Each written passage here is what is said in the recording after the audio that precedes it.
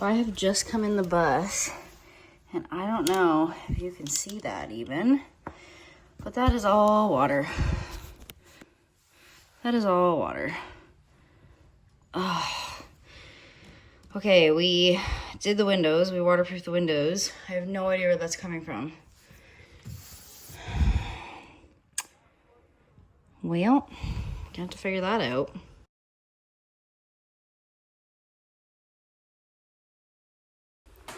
Hey y'all, welcome back. What is up? Welcome to episode 11?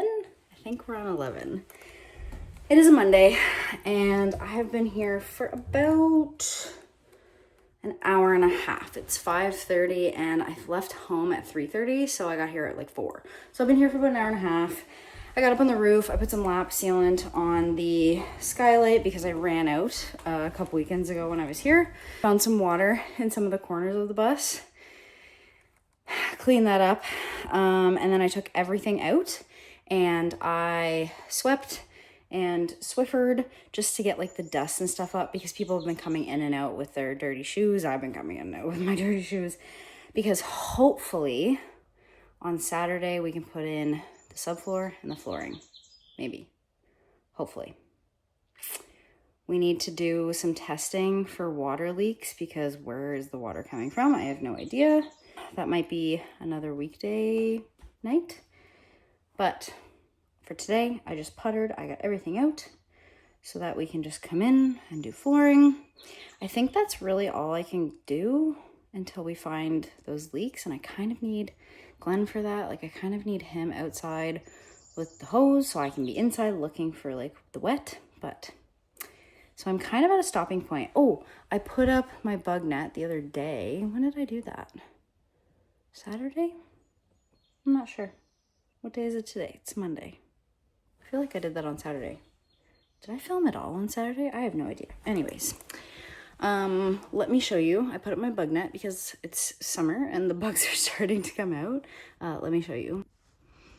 So here is the bug net. I ended up taking off the padding that was up here. I'm gonna do something nice like with wood up here anyways. So here is the bug net. It is magnetic. I ended up having to get the biggest one because I needed the width.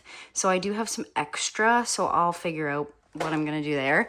But what I did this weekend is basically just finish the mirror tinting. So you can see all of the windows are tinted. Some of them I didn't do great on, but that's okay for now.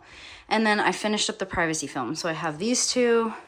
I have not done the back doors yet. I'm scared to do the back doors because we don't have our backup camera in yet. So I'm just waiting. And then the rest of these also have the mirror tint in them. You cannot see in them from the outside at all, which is amazing. Let's go out and see.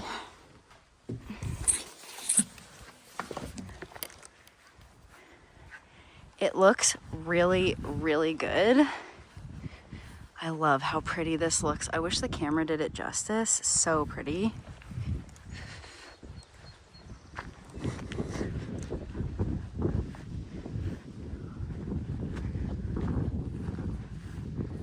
Can't see in it all. It's lovely. I also, speaking of windows, I also put a phone call in to one of our local window shops. I don't even know if you can see the crack. Yeah, you kind of can. It's up here. But put in a call for one of our local window shops, and they have a mobile mechanic, a mobile window tech. So I'm hoping that he'll be able to come and do our windows. Not our windows, one window, the windshield. Yeah, I don't know. She gave me her cell phone number so I could text her the VIN number to see like exactly what this is called because like, anyways. So yeah, we'll see if they can come out and do that. Very exciting. But yeah, that's it for today. A really short day. Glenn is getting changed now to go home, and I'm ready to go home. I'm kind of hungry, but I'll see you the next day. Bye. Good morning, friends. I am so excited. There is no water in the bus. It's Saturday morning. It is like 10 o'clock, I want to say. 10:12. We're at the bus. It's Saturday morning. It poured yesterday. Now, Glenn doesn't think it poured quite as much where the bus is as it did like at our house. Our house poured this morning. It poured too at our house, but sometimes they get different weather. It's only like 45 minutes away, 30 minutes away, but sometimes they get different weather. So, but there's no water in the bus. So, didn't get here last night. I had things to do for school. We had to go to Superstore and we didn't have to. I planned something big for the kids for next Wednesday. So we went out and we bought like snackies, like ice cream sandwiches, freezies, things for that. And by the time I got home, it was like 4 o'clock and I hadn't eaten my lunch because we also opened the school store that we do all lunch. So I didn't have a lunch and I had duty at anyways, I didn't eat my lunch. So by the time I got home, ate my lunch, got the dog out, it was like 4 o'clock. Glenn left here at 4:30 to come home. So I was like, there's not really any point in me coming down. So we're going to waterproof this morning, we've already waterproofed. We're going to test for leaks this morning. We're going to bring the bus over to the garage, hook up the hose, and Glenn is going to spray. One thing he mentioned while we were on our way down here is he said he's going to start at the bottom with the hose because if he starts at the top and it trickles down, there might be a leak lower than we know. So, pro tip from an amateur, start at the bottom with your hose when you're water testing. I don't know if that's actually a thing. Let me know if that's actually a thing. I don't know. But we're going to do that. So we're going to water test, and if water doesn't come in, then in theory, we should be able to do subfloor and floor today. We brought the subfloor and the floor and everything we need to lay the floor down. If we need to waterproof some more, I guess we'll waterproof some more, but I'm not sure where the rest of my clip went. But anyways, we started testing for leaks. Glenn was outside with the hose and I was inside. This was kind of a dreary day, but he started at the very, very back. There was no leaks in the back, and we kind of knew there'd be no leaks in the back. The water leakage seemed to be the worst on this window. You can see I plopped down in defeat because it was leaking from the bottom, from the sides, from the top, from the window, all of it. So that definitely needed lots of, fixing. And this was me showing Glenn how much water was coming in. The leaks seem to be concentrated on the first 3 windows on this side and then 1 window on the other side. They seem to be near the front. And you can see that there's quite a bit of damage on this window that I'm standing at and the opposite window on the driver's side, the same one. It looks like somebody was like prying at it. It's very odd, and we noticed it, but we didn't think that, it would have any sort of effect. All right, so we have found the culprits and we have put some blue tape everywhere that it's leaking. It's mostly these 3 windows. There's some cracking on the edges, and then this one needs new weather stripping all the way around. This is one of the emergency exits. This one actually has a hole that you can see. Yep, there's the daylight. You can see right through, okay? And then this one down in the bottom, which Glenn was like, oh, there is a hole. I can see that from the outside. He just kind of missed it when he was outside caulking. So everything else is good. The skylight is good, and so is the roof fan. So just some windows that we need to redo. So we definitely needed to do some more waterproofing. And we did end up doing that the next day because we had just soaked the bus with lots and lots of water. So we couldn't actually add any sort of caulking or weather stripping on it. So we decided to pull it into the garage and just start the floor. And we left it in the garage overnight to make sure that if it did rain, that those leaks would not be, out in the elements. And we just left it in the garage. And we were like, let's start on the subfloor. And I need to say this again. I said this in last week's episode, but oh my goodness, am I ever delulu, thinking that we were going to get the subfloor and the flooring down in the same day. And Glenn and I talked about it on the way home, and we were like, okay, whatever we think we're going to do, we need to half that. Whatever we say we want to do, we need to half that. But in reality, I think I am just a person who makes a large to-do list, and whatever I can get done is great. And I told Glenn we would have finished this subfloor on this day if we hadn't have run out of glue. I told him, I said, I just really want to finish one project. I want to start one project and finish one project today. And I was determined. And like I said, we basically almost got there. We did run out of glue. We did have a few issues with like some drill bits and some of the screws. And that is just, I think, the nature of the beast. You know, you break things, you learn that things are not great. But this subflooring was so easy to work with. I am amazed. This is what I would use, hands down. If we will never build another bus, but if we ever did, this is what I will use. It was so easy to work with. It was great. And we just ended up taking a bigger drill bit about the size of our screw head and making like a little inset so the screw would sit flush with the top of the subfloor. We didn't have like a special, I know there's a special drill bit that you can get, but we didn't have that. So we just used a regular drill bit and we just like made a little tiny hole for the screw head to sit in. We did buy self-tapping screws in the hopes that we wouldn't have to drill every single hole.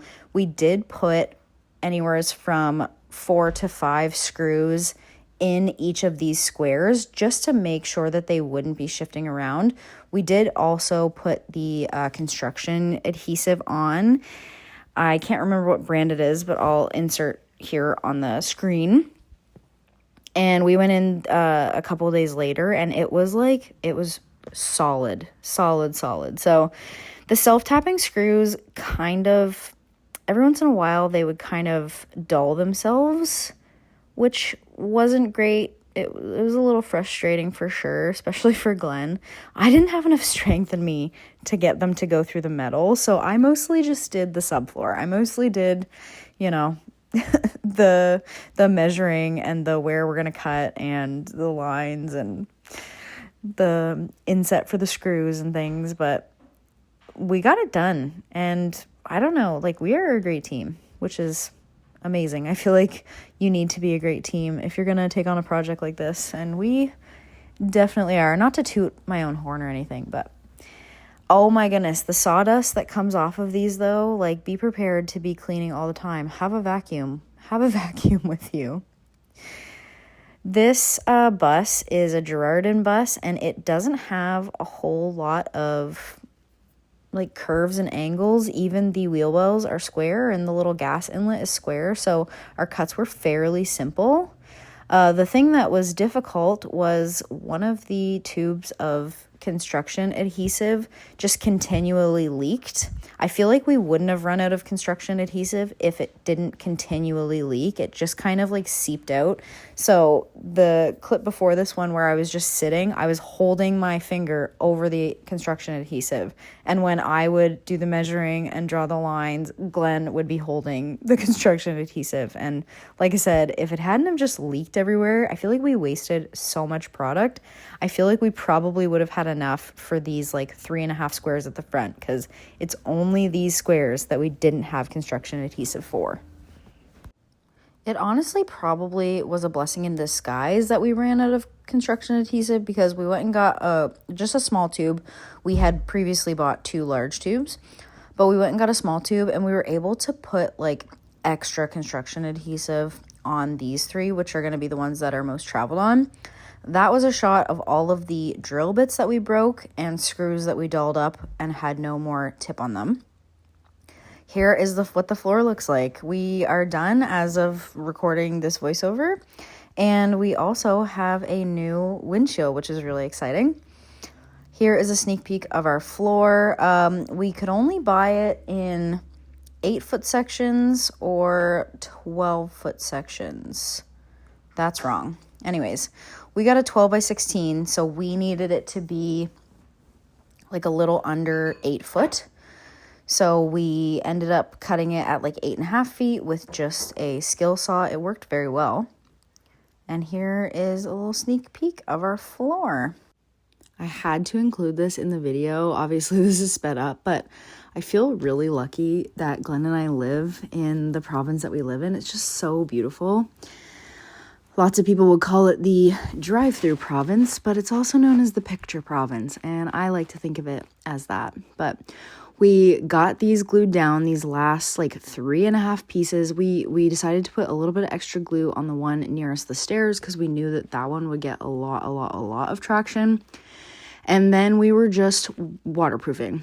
So this window was the most difficult because we had to take out all of the weather stripping, put in new weather stripping all the way around. So we did all the way around because it's an emergency window. So top, bottom, sides needed new weather stripping. And then we also actually put the window part down and then added new weatherproofing in there too. And we also caulked around those other windows that were leaking. We just, added quite a lot just to make sure. Just to make sure that no water could get in any holes or cracks or crevices. And the weather stripping that I bought was like the tiniest bit bigger. I think I probably should have bought 1/4 inch instead of 1/2 inch. And I'm hoping that it will squish down, but it hasn't yet. And we also had a few little like holes and cracks that I just wanted to fill with some spray insulation, and we did that. What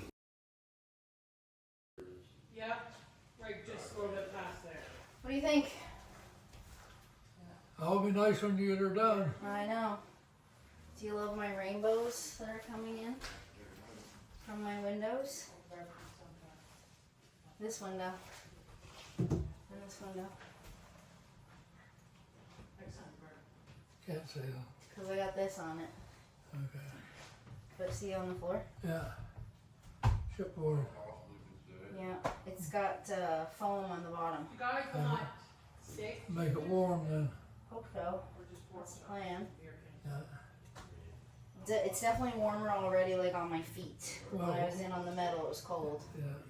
Would be. Yeah. Now it's just looking up. Yeah. Did you see my flooring? Have you been in since yesterday?